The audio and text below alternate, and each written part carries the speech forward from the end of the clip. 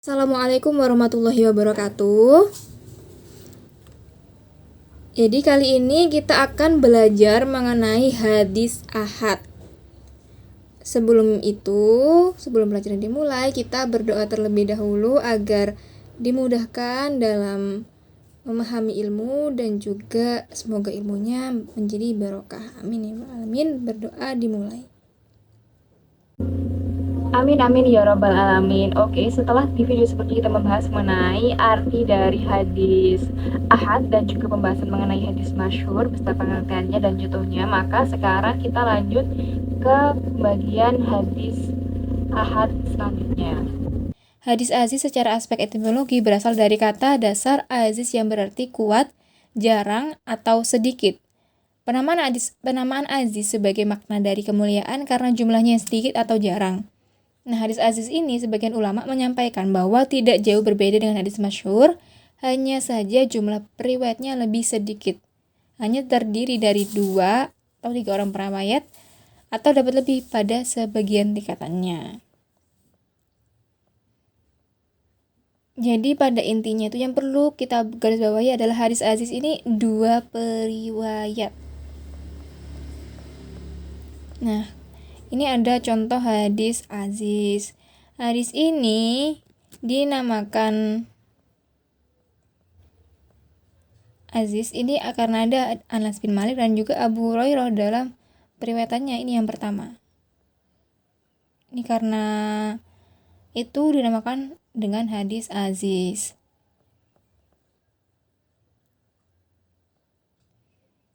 Hanya ada 2 orang, yakni Anas bin Malik dan Abu Hurairah. Biarpun tobakoh atau tingkatan setelahnya itu diriwayatkan oleh rijalul hadis yang jumlahnya banyak, maka tidak bisa mengubah derajat yang sebelumnya itu aziz menjadi mutawatir. Itu ya. Kemudian ada hadis gharib. Hadis gharib ini menurut bahasa berarti hadis yang terpisah atau menyendiri dari yang lain, atau hadis yang diriwayatkan oleh seorang rijal hadis di salah satu dari semua tingkatan sanad. Namun ada lagi pembagian dari hadis gharib sendiri.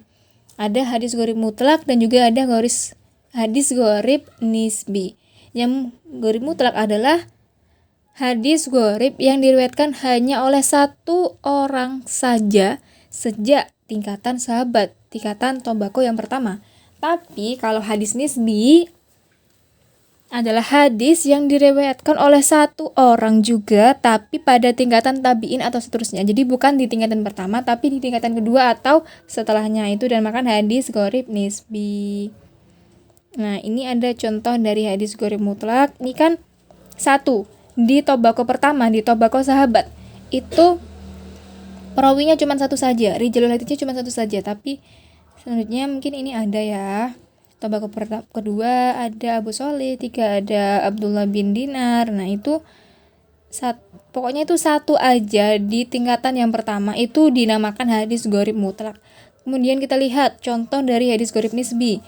Nah, ini yang pertama ada 2, tapi di tobako selanjutnya ini 1 gini. Abu Waqid Al-Laitsi terus diriwayatkan oleh Badillah. Ini kan sama 1 orang aja. Kemudian di tabaqah selanjutnya juga 1 orang aja, yakni Lamah bin Sa'id. Kemudian selanjutnya juga Malik bin Anas. Nah, ini hanya diriwayatkan 1 orang saja, tapi yang awal itu boleh 2, tapi di tabaqah kedua dan seterusnya itu 1 orang saja yang meriwayatkan. Maka dari itu hadis ini disebut dengan hadis gharib nisbi. Begitu ya.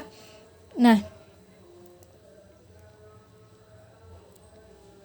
kemudian ini ada selanjutnya kita bahas mengenai kedudukan hadis ahad.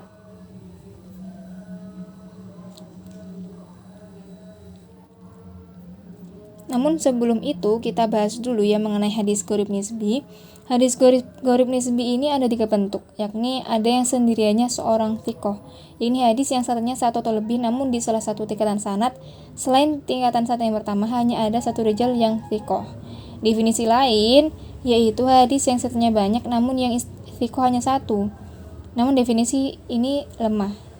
Seperti ada ucapan tidak ada orang yang thiqah yang meriwayatkan kecuali fulan. Kemudian yang B, sendirannya periwayat tertentu dari syekh tertentu, yakni hadis yang sanadnya satu atau lebih dari satu, namun ada periwayat tertentu yang hanya sendirian menerima hadis dari syekh tertentu. Contoh hadisnya adalah anan nabiyya aulama ala sofiyah bisyukon tamri. Ini hadis yang diriwayatkan oleh orang banyak dari Sufyan ibnu Unayyah, dari Wa'il bin Daud, dari Bakar bin Wa'il, dari Ibnu Syihab Az-Zuhri, dari Anas bin Malik, dan dari Utsman bin Affan. Nah, tidak ada rijal satupun yang meriwayatkan hadis ini dari Wa'il bin Daud kecuali Abu Bakar bin Wa'il. Kemudian pembagian yang ketiga, bentuk yang ketiga dari hadis gharib nisbi ini adalah sendiriannya periwayat di suatu kota tertentu, yakni hadis yang diriwayatkan oleh satu sanad atau lebih namun hanya di suatu kota tertentu, sedangkan di kota lain tidak ada satupun rijal hadis yang meriwayatkannya, sehingga ada muhadis yang mengatakan fulan hafal hadis sendirian dari penduduk Makkah dan lain-lain. Contohnya ini ada marwahu Muslim min hadithi Abdullah ibnu Zaid fi sofati wudu'i Rasulullah sallallahu alaihi wasallam wa masaha ra'sahu bima'in ghairu fadli yadihi qala hakimu hadhihi sanadun qaribun tafarrada bima ahlu masri wa lam yusyarikuhum fiha ahadun. Hadis riwayat Muslim dari Abdullah bin Zaid tentang sifat wudunya Rasulullah dan mengusap rambut kepalanya dengan air yang bukan sisa tangan beliau. Namun Imam Al-Hakim mengomentari hadis ini bahwa hadis ini gharib karena hanya penduduk Mesir yang meriwayatkan hadis ini dan tidak satupun dari kota lain yang meriwayatkannya. Juga ada contoh lain seperti amarona Rasulullah sallallahu alaihi wasallam an naqra'a bifatihatil kitabi wa ma tayassara minhu. Hadis ini tidak ada yang meriwayatkannya kecuali penduduk di kota Basrah. Jadi ada banyak ya pembagiannya, ada bentuknya hadis gharib nisbi itu ada 3. Kemudian kita lanjut ke pembahasan mengenai kedudukan hadis ahad. Hadis ahad tidak pasti berasal dari Rasulullah Shallallahu Alaihi Wasallam, tetapi hanya dugaan saja atau dhonni atau masnun yang berasal dari beliau. Dengan ungkapan lain, dapat dikatakan bahwa hadis ahad mungkin benar berasal dari Rasulullah dan mungkin pula tidak benar berasal dari Rasulullah. Karena hadis ahad itu tidak pasti atau ghairu qat'i atau ghairu maqtu', tetapi diduga dhonni atau masnun berasal dari Rasulullah, maka kedudukan hadis ahad ini sebagai sumber ajaran Islam berada di bawah kedudukan dari hadis mutawatir, karena hadis mutawatir itu sifatnya lebih wajib, lebih qat'i, lebih pasti, lebih kuat gitu ya, lebih dhonni, lebih kuat daripada si dhonni. Jadi qat'i itu lebih kuat daripada dhonni. Kemudian ada perbedaan hadis mutawatir dan hadis ahad. Yang pertama dari segi jumlah rawi. Hadis mutawatir diriwayatkan oleh para perawi yang jumlahnya begitu banyak pada setiap tingkatan, sehingga menurut adat kebiasaan mustahil atau tidak mungkin mereka sepakat untuk berdusta. Sedangkan hadis ahad diriwayatkan oleh rawi atau dalam jumlah yang menurut adat kebiasaan masih memungkinkan dia atau mereka sepakat untuk berdusta. Yang kedua, perbedaannya dari segi pengetahuan yang dihasilkan.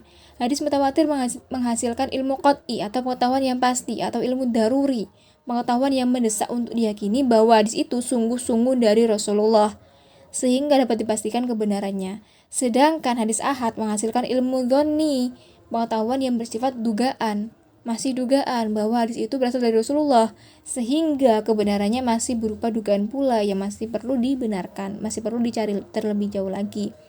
Perbedaan hadis mutawatir dan ahad yang ketiga dari segi kedudukan.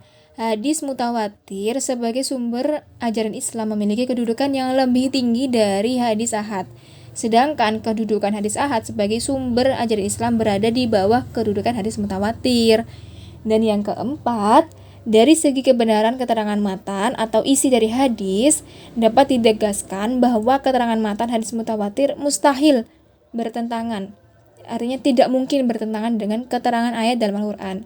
Sedangkan keterangan isi hadis ahad mungkin saja, bisa saja atau tidak mustahil bertentangan dengan keterangan ayat Al-Quran. Jadi hadis mutawatir itu intinya lebih kuat, lebih wajib untuk diamalkan oleh umat Islam daripada hadis ahad, seperti itu. Dan hadis ahad ini memberikan ilmu nadhari, karena bersambungnya sanad dengan Nabi memiliki satu kesamaran atau syubhat, baik dalam bentuknya maupun maknanya, seperti itu. Mungkin itu saja pembahasan mengenai hadis ahad. Apabila ada salah pengertian atau perkataan, saya Nafwa Nabila mohon maaf. Mungkin itu saja dari saya. Terima kasih. Wassalamualaikum warahmatullahi wabarakatuh.